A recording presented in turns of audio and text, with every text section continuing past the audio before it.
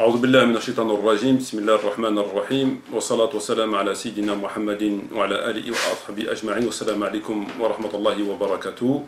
Frères et sœurs, assalamu alaikum wa rahmatullahi wa barakatuh. J'espère que vous allez tous et toutes bien, heureux de vous retrouver afin de partager avec vous cette nouvelle et présente vidéo. Alors dans cette présente vidéo, nous allons aborder la deuxième série, la deuxième vidéo concernant le frère Mohamed Bijrafil, si ma mémoire est bonne, si je n'ai pas écorché son nom. Donc dans la première vidéo, nous avons constaté que ce frère avait commis deux ou trois erreurs, pour le moins caractérisées. Bon, bien évidemment, mon intention n'est pas d'étudier toutes ces vidéos. J'ai pas pour ambition ni pour vocation d'étudier toutes ces vidéos. Je voulais simplement souligner un certain nombre d'erreurs qu'il était à mon sens indispensable de le faire, étant donné la position qu'ils adoptent concernant un certain nombre de sujets, notamment sur le sujet des tarwih. Donc à travers cette démarche, j'aimerais donc attirer l'attention des frères et des sœurs, afin de savoir que, comme le frère lui-même, Mohamed Bijrafil, l'a dit, de ne pas écouter n'importe qui, n'importe quoi, n'importe comment. Et moi le premier. Donc il faut toujours être vigilant et prendre les choses au conditionnel et de vérifier la validité, la véracité des propos qui sont diffusés ici et là, et plus particulièrement sur le net. Donc dans cette présente vidéo qui s'intitule le commentaire, c'est un commentaire sur la vidéo qui a pour titre le sunnisme et le chiisme, partie 2 et 3. J'ai relevé deux erreurs caractérisées et une erreur que je considère comme étant une erreur d'appréciation. C'est pas une erreur théologique au sens propre du terme, cependant c'est à mon sens une erreur grave d'appréciation. Alors pour commencer, je vais vous laisser écouter le premier extrait du moment qui nous intéresse, de la partie que j'ai extrait dans sa vidéo, et on se retrouvera immédiatement après afin d'écouter mon commentaire sur ces propos. Juste une dernière question pour le sujet. Qu'est-ce que vous pensez du fait de dire alayhi salam sur la famille du prophète? Why not? Je ne vois aucun. Il y a des hadiths du prophète sallam comme ça. Quand tu dis sallallahu alayhi wa ala alihi wa sahbihi wa sallam. Et après, c'est vrai que moi, ça me gêne un peu parce que. Ça me gêne un peu. Je vous cacherai pas, mais en effet, alayhi salam, pourquoi pas? Parce que c'est. On n'y peut rien, c'est la famille du prophète sallallahu alayhi wa sallam. Donc je comprends que les gens puissent le dire, mais moi, personnellement, je bloque un peu dessus. Il y a certains savants d'ailleurs qui pensent que ça ne se dit pas, mais bon. Que ça se dit seulement quand le prophète sallallahu alayhi wa sallam est avec. Mais donc frères et sœurs, comme vous l'avez écouté, nous avons entendu le frère Mohamed Bijrafil, donc suite à la question d'une sœur qui lui posait une question, lui demandait s'il était permis de dire concernant la famille du prophète, Ahl al-Bayt, s'il était permis de dire sur eux la paix. Donc elle lui pose cette question, donc elle lui dit juste une dernière question, est-ce qu'il est permis de dire sur Ahl al-Bayt, comme le font d'ailleurs les chiites, sur eux la paix, sur lui la paix, sur Ali alayhi salam la paix, sur Fatima alayhi salam la paix, etc. etc. Donc à l'écoute de cette question, le frère Mohamed lui répond que je cite mot à mot, donc j'ai pris des notes, moi ça me gêne, on n'y peut rien, moi je bloque dessus, un savant a dit que ça ne se disait pas. Donc à écouter le frère Mohamed, ça le gêne de dire sur Ali la paix, sur Fatima la paix, et il bloque par rapport à ça, ça lui plaît pas, et il dit qu'un savant a dit que cela ne se faisait pas. Alors que pouvons-nous penser, donc je m'adresse moi bien sûr en tant que sunnite, puisque bon ben si j'étais chiite, j'aborderais pas cette question, en tout cas pas sous cet angle-là. Donc que devons-nous penser nous autres autant que sunnites sur cette question?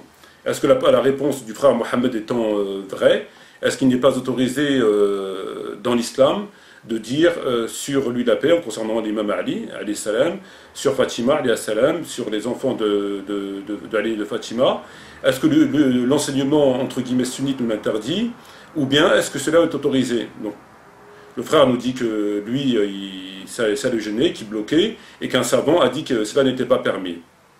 Alors, que disent les textes?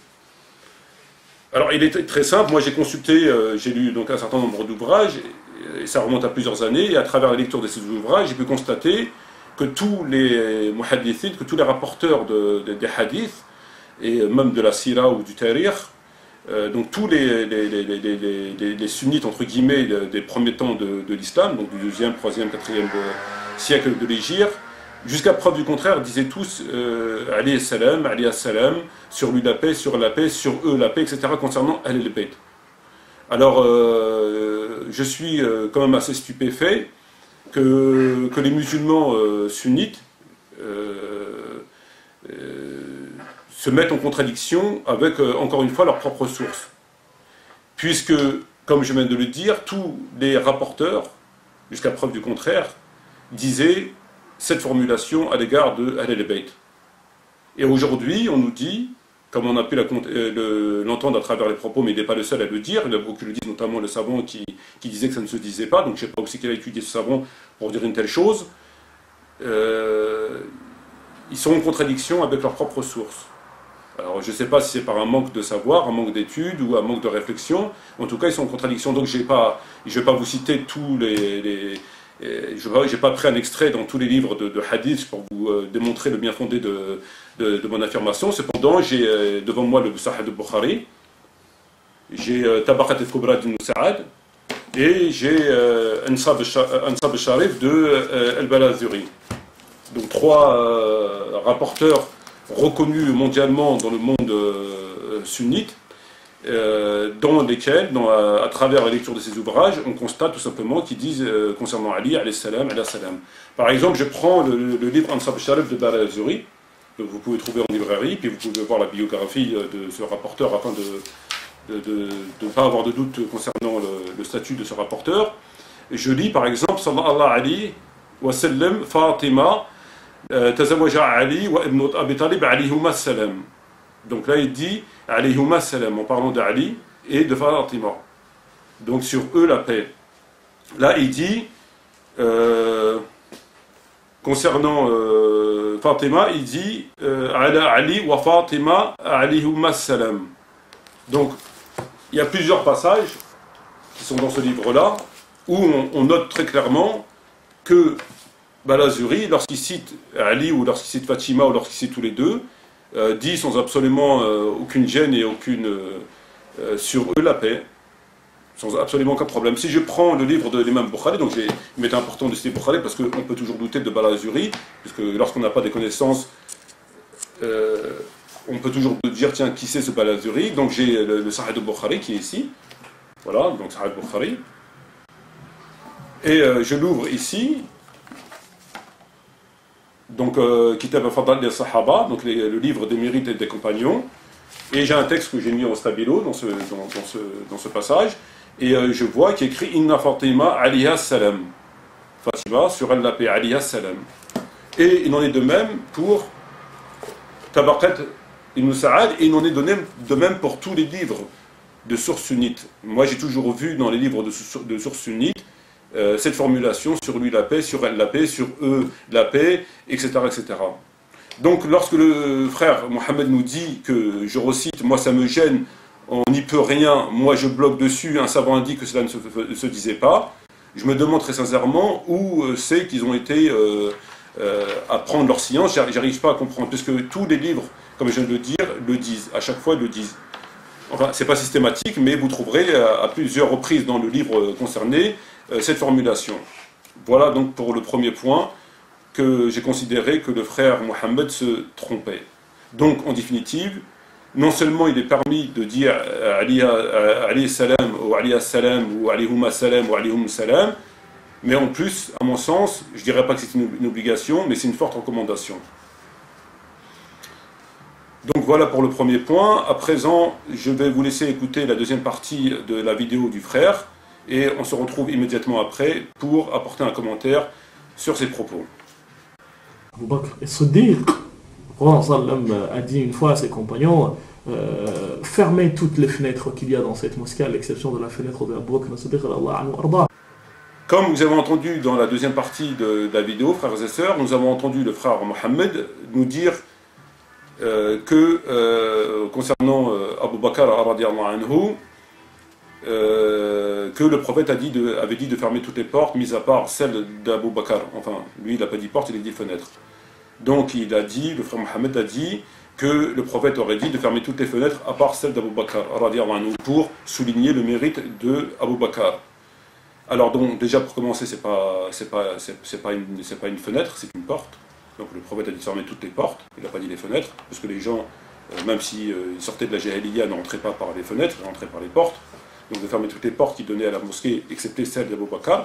Et la référence de ce hadith, je ne sais pas de mémoire si le frère l'a cité, elle figure de façon certaine dans le sahih de l'imam al-Bukhari. Donc il avance un certain nombre d'arguments sur lesquels, entre autres, il se repose pour souligner les mérites d'Abu Bakr, que bien sûr, je ne suis pas là pour contester aucunement. En tout cas, sur ce point théologique, sur ce point avancé comme argument, il est important d'apporter une petite rectification, qui est d'ordre purement théologique. Le frère nous a dit, pour souligner les mérites d'Abu Bakr, que le prophète aurait dit de fermer toutes les fenêtres, excepté celle d'Abu Bakr. Or, comme je viens de le dire, il ne s'agit pas des fenêtres, mais des portes. Que nous autres, autant que musulmans, que pouvons-nous penser de ce hadith? Il est dans le sahih de l'imam al-Bukhari, effectivement. Alors, moi, j'ai un certain nombre de textes qui figurent dans les livres de hadith, encore une fois, sunnites et mondialement reconnus, comme le livre de Abu Ya'la Musalli, donc je ne sais pas si c'est un Musannaf, c'est un Musnad, donc c'est le Musnad d'Abu Ya'la Musalli. J'ai le Tabaqat de Ibn Sa'ad, me semble-t-il. J'ai aussi le livre de Mujmu' al-Kabir de Tabarani et d'autres livres de sources. Donc, le texte que je veux vous citer, qui va rentrer en contradiction avec l'affirmation du frère Mohammed, est rapporté par un certain nombre de rapporteurs, dont entre autres Musnad Abi al-Musalli et puis d'autres rapporteurs à de multiples fois. Alors moi, lorsque je lis le livre de Abi al-Musalli, al-Musnad, il y a écrit par exemple, Ibn Omar rapporte durant la vie du prophète, nous disions le prophète puis Abu Bakr puis Omar, en signe de mérite. Nous disions le prophète puis Abu Bakr puis Omar. Ali ibn Abi Talib a 3 vertus. Posséder l'une d'elles mais plus chère que posséder des chameaux roux.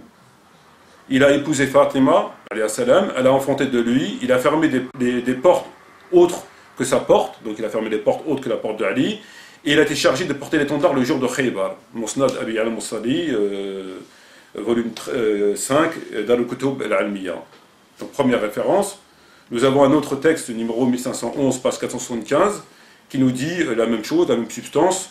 On sortait vers Médina, à l'époque du chameau, on y rencontrait Saad ibn Malik, il dit le prophète, prière et paix sur lui, a ordonné de fermer les grandes portes de la mosquée qui donnaient sur les ruelles et laisser la porte de Ali, que Dieu soit satisfait de lui. Et il y a d'autres hadiths. Donc en définitive, qu'est-ce qu'on doit retenir de ce que je viens de vous dire là? C'est que le frère nous cite un hadith qui figure dans le Sahih de l'imam Bukhari, nous reconnaissons son existence.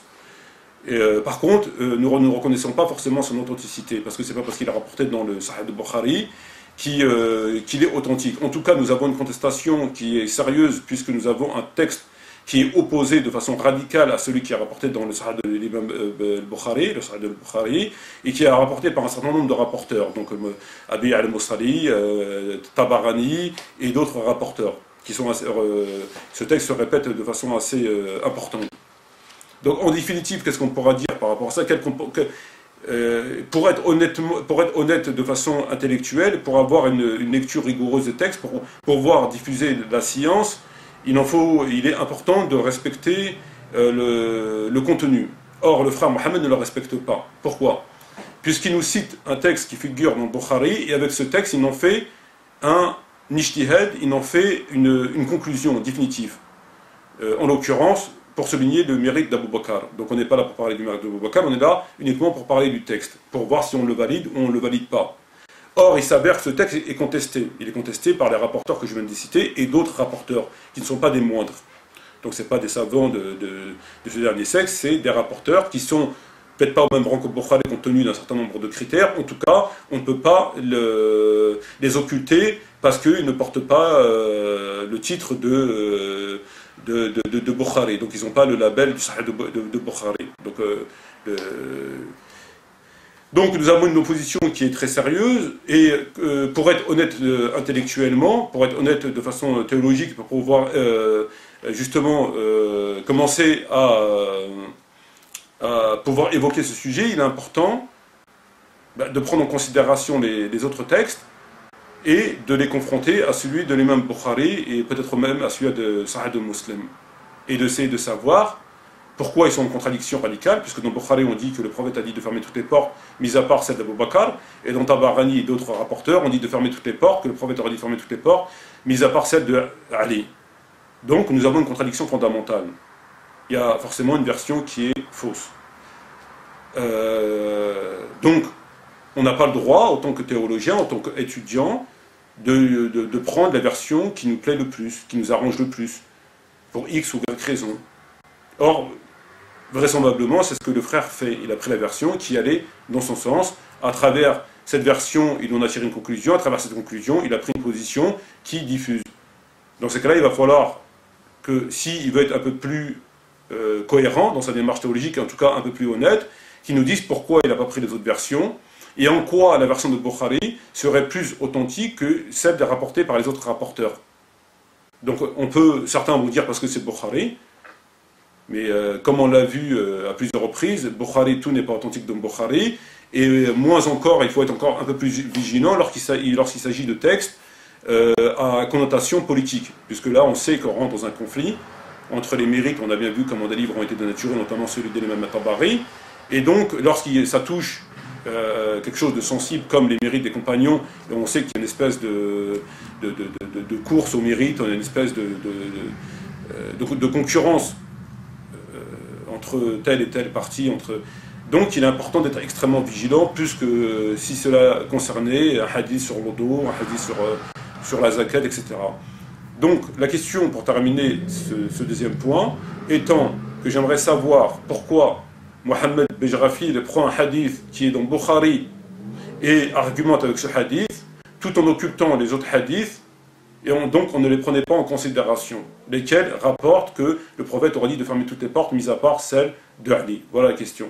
Donc par quelle démarche théologique, si démarche théologique il y a, donc s'il a étudié, ce que j'en doute fortement, mais en tout cas je pose la question en même temps à tous ceux qui m'écoutent et qui pensent comme ça, sur quelle démarche théologique, intellectuelle, on se permet de prendre la version de Bukhari et on occupe les autres versions, on ne les prend pas en considération. Pourquoi? Voilà, pourquoi? Au nom de quel raisonnement théologique? Donc, j'ai terminé le deuxième point. À présent, nous allons passer au troisième et dernier point. Ce troisième et dernier point, comme je l'ai dit au début de ma vidéo, je le considère comme étant non pas une erreur théologique, mais une erreur d'appréciation. C'est une erreur grave d'appréciation.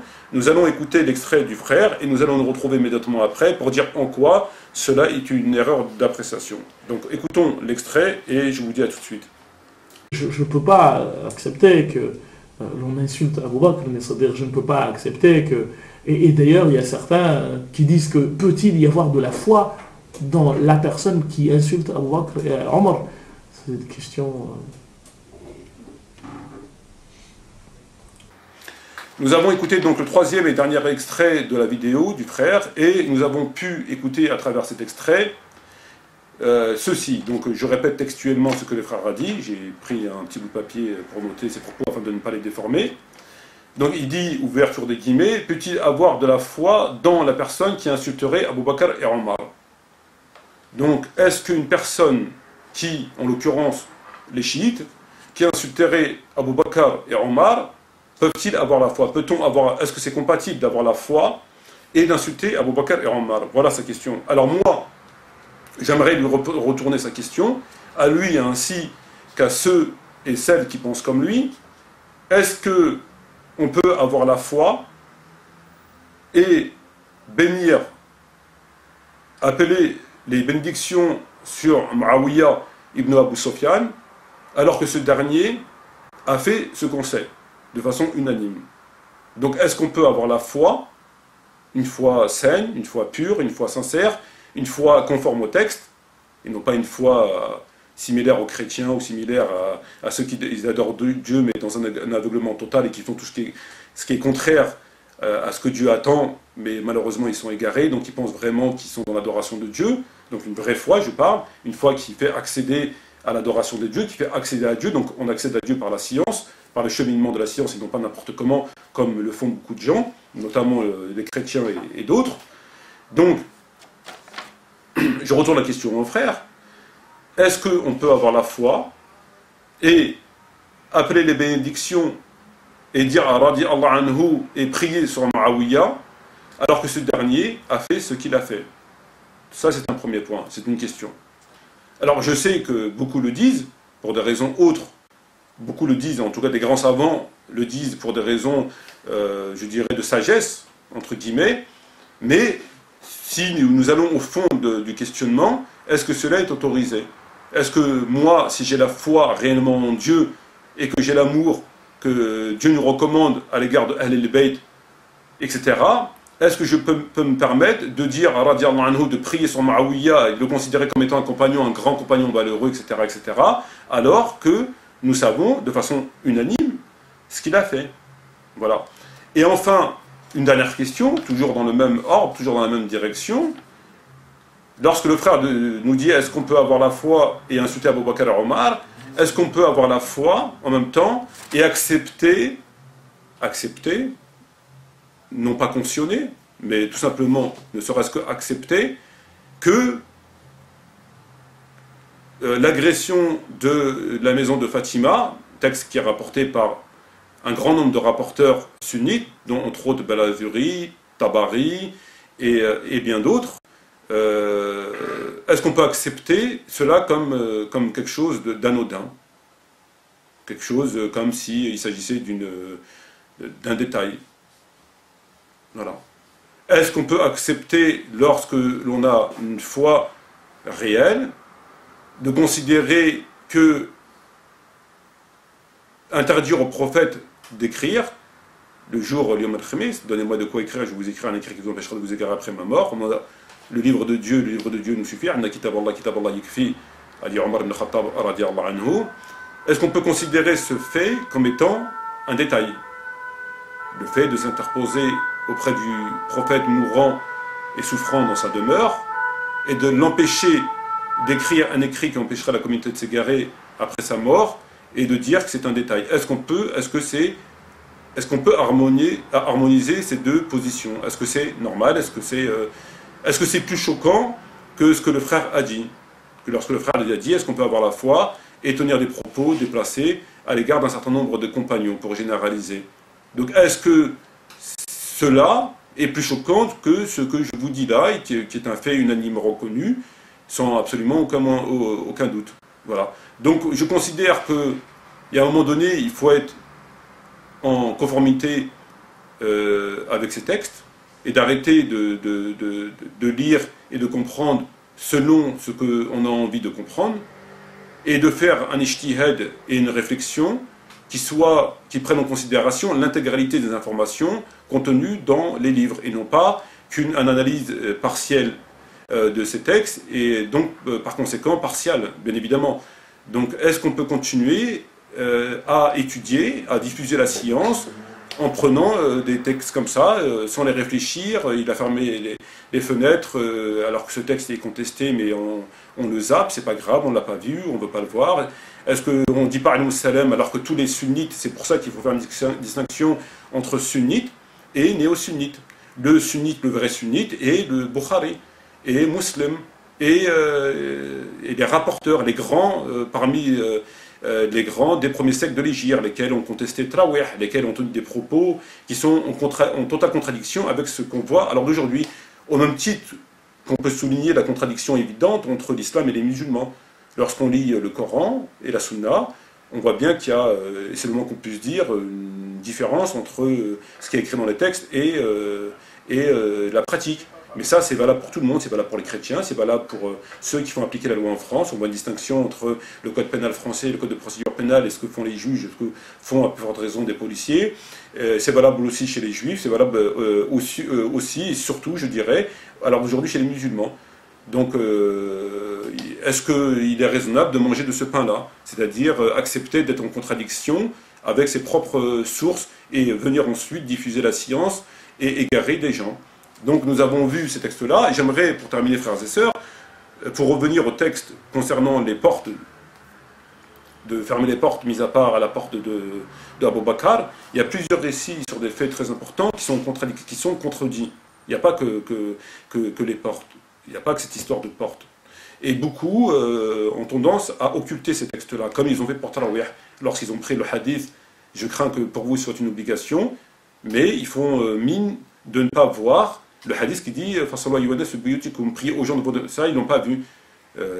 Quand ils écrivent des livres, quand ils font des textes sur Internet, ils ne le citent pas. Parce que s'ils venaient à le citer, ils ne pourraient plus apporter de commentaires, en tout cas des commentaires qui vont à l'encontre de la conclusion qu'ils se sont proposés, qui se sont imposés de donner. Parce qu'avant même qu'ils écrivent des textes, avant même qu'ils commencent un débat, avant même qu'ils commencent à ouvrir la bouche, avant même qu'ils commencent à prendre le stylo, c'est très simple, ils savent déjà où ils vont aller. Avant même qu'ils prennent un livre, ils savent déjà où ils vont aller. Donc c'est truqué tout ça. C'est comme des juges qui viennent pour donner un verdict. Avant même qu'ils arrivent à s'installer dans la salle, sur leur siège pour donner le verdict, ils ont déjà tout manigancé entre eux, avant même d'avoir écouté les différentes parties, etc. etc. Donc c'est exactement la même chose. Donc sur le fait des portes, il y a beaucoup de choses qui sont contredites dans des livres de rapporteurs, et des rapporteurs de la première heure et de la première catégorie, c'est pas de la deuxième, troisième catégorie, ou des gens sur qui on peut jeter une certaine suspicion. Pour terminer, vous avez un exemple dans la mort du prophète. Entre quelles mains le prophète Mohammed est mort. Donc il a rapporté Timon Aymon d'un certain nombre de sahih qui serait mort entre les mains de Aïcha radiallahu anha. Donc elle le dit, entre autres, Timon Aymon dans Bukhari, etc. Et donc ceux qui vont écrire, qui vont faire des vidéos, qui vont débattre, ou qui vont donner des cours à des gens relativement novices, vont leur dire que le prophète est mort conformément au texte de Bukhari, Muslim et d'autres rapporteurs, entre les mains de Aïcha radiallahu anha, conformément au texte de Bukhari. Or, ce texte est aussi contredit. Il est contredit entre autres dans le livre de Tabaqat al-Kubra d'Ibn Sa'ad. Donc je ne sais pas si j'ai pris le soin, avant de débarrer ma petite vidéo, de vous citer, mais je pense que oui. Voilà, donc je vous montre la couverture du livre, donc Tabaqat de Kubra d'Ibn Sa'ad, donc une très grande référence dans l'islam sunnite, et à l'intérieur de ce livre-là, vous avez 1, 2, 3, 4, 5, 6, 7, 8, 9, il y a 9 textes dans ce livre-là qui disent que le prophète est mort entre les mains de Aïcha, radiyallahu anha. Et vous avez 1, 2,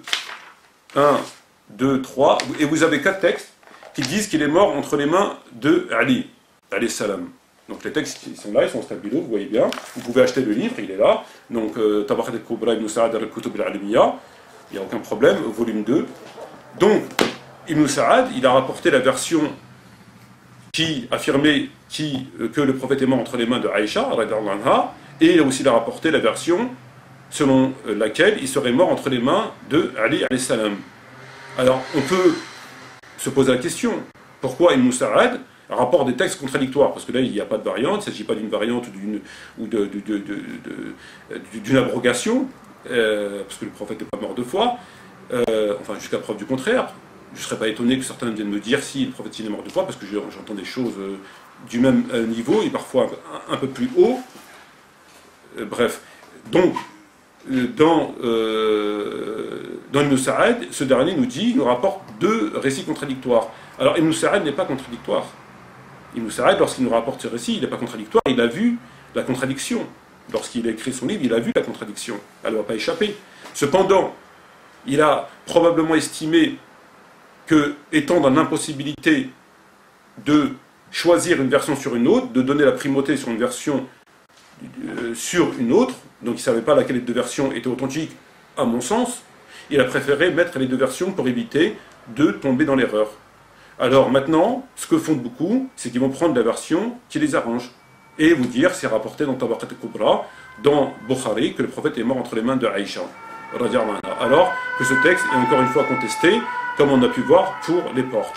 Voilà. Donc moi, ce que j'aimerais dire pour terminer cette vidéo, j'aimerais dire tout simplement aux frères et aux sœurs d'être un peu plus vigoureux dans la recherche de la science, et à plus forte raison dans sa diffusion, puisque nous avons vu qu'il y a des erreurs qui étaient diffusées, et c'est des erreurs pour le moins élémentaires. Il ne faut pas sortir d'Al-Azhar pour savoir faire ça. On nous dit qu'il ne faut pas être cuisinier pour faire un œuf.